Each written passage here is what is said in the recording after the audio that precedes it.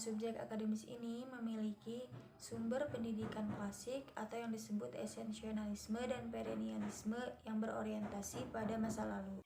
Fungsi pendidikannya adalah untuk memelihara dan mewariskan hasil budaya dari masa lalu.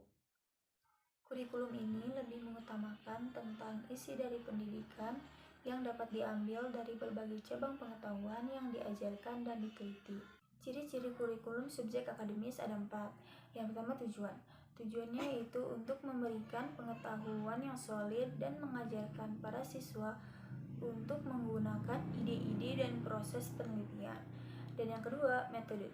Metode yang digunakan kurikulum subjek akademis ini seperti metode ekspositori dan inquiry.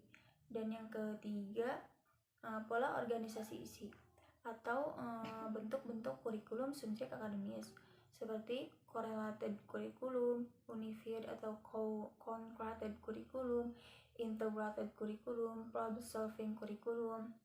Dan yang keempat, kegiatan evaluasi. Kegiatan evaluasi kurikulum subjek akademis, evaluasi yang bervariasi yang disesuaikan dengan tujuan dan sifat mata pelajaran. Yang kedua, kurikulum humanistik. Model kurikulum humanistik ini dijadikan sebagai alat perkembangan diri bagi individu siswa. Kurikulum humanistik memberikan kesempatan bagi para siswa untuk mewujudkan dirinya sesuai dengan potensi yang dimilikinya. Kurikulum humanistik memiliki model yang berbeda dari kurikulum yang lainnya, yang tidak memiliki kriteria pencapaian sebagaimana kurikulum subjek akademis. Sasaran mereka dijadikan sebagai alat perkembangan anak untuk menjadi manusia yang lebih terbuka, mampu berdiri sendiri, dan lain sebagainya. Adapun ciri-ciri karakteristik kurikulum humanistik ada 4. Yang pertama, adanya hubungan yang harmonis antara guru dan siswa. Dan yang kedua, integralistik. Artinya menekankan kesatuan perilaku baik yang bersifat intelektual, emosional, dan tindakan. Dan yang ketiga, totalitas, yang artinya harus memberikan pengalaman yang secara menyeluruh, tidak terpenggal-penggal. Dan yang keempat, evaluasi.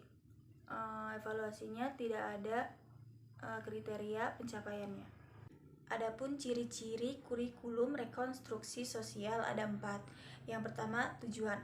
Tujuannya yang mengacu kepada permasalahan kehidupan sosial di masyarakat. Dan yang kedua, kurikulum ini berisikan permasalahan sosial di masyarakat, isi dan proses disusun bersama dengan peserta didik. Dan yang ketiga, pendidik dan peserta didik mampu memecahkan permasalahan kehidupan sosial di masyarakat dengan mengikuti kegiatan kerjasama seperti koperasi, konsensus, dan lain sebagainya. Dan yang keempat, evaluasi, penyerahan penilaian kualitatif sesuai dengan kerjasama. Yang keempat, kurikulum teknologis. Dalam hal dunia pendidikan, teknologi dikenal sebagai metode pembelajaran berbasis komputer maupun sistem pembelajaran individu dan video atau kaset pembelajaran.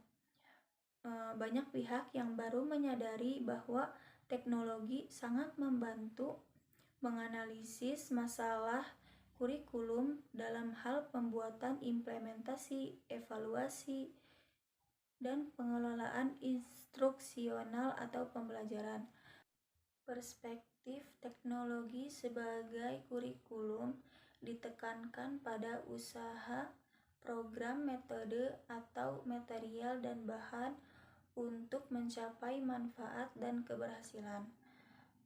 Teknologi memengaruhi kurikulum ada 2, yaitu aplikasi dan teori. Adapun ciri-ciri kurikulum teknologis ada 4. Yang pertama, tujuan. Tujuannya yaitu mengacu pada penguasaan kompetensi yang dirumuskan dalam bentuk perilaku. Dan yang kedua, metode.